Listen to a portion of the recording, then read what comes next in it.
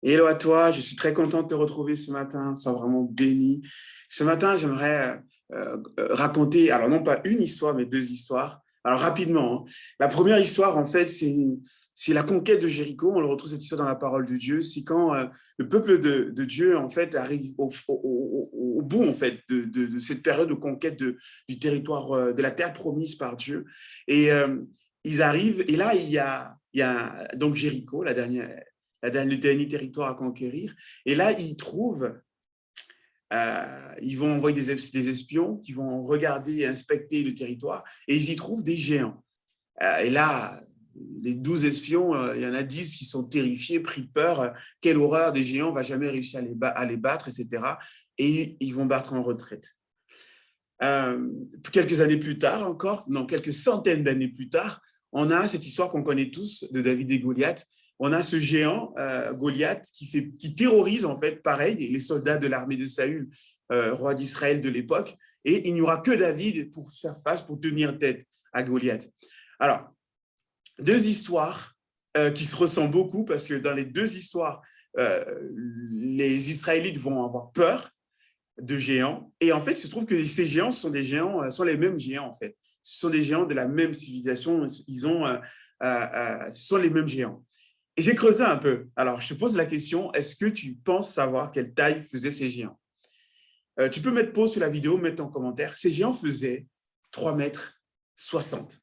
En gros, à peine plus que 2 fois la taille d'un homme. En plus, si on regarde la taille des soldats, les soldats devaient en avoir en moyenne 1,80 m, j'imagine, à l'époque.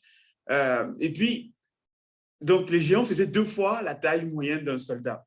Vous vous rendez compte? 2 fois la taille d'un soldat. Moi, je me suis toujours dit, pour susciter une telle peur, une telle terreur, je pensais qu'ils faisaient au moins 4, 5 fois la taille d'un homme. Non, ils faisaient que 2 fois leur taille. Donc, j'ai une bonne nouvelle pour toi ce matin.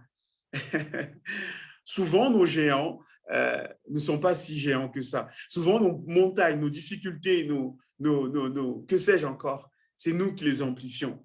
Euh, J'ai une deuxième bonne nouvelle pour toi ce matin. C'est qu'au final, en fait, quelle que soit la taille de nos géants, qu'ils fassent 2 fois notre taille ou plus, ils restent de loin, de très très loin, plus petits que la taille de Dieu. Alors, ce que j'aimerais te dire, te laisser sur le cœur ce matin, c'est contemple la grandeur de Dieu au lieu de contempler la grandeur de tes géants, parce que tes géants ne seront jamais plus forts que Dieu.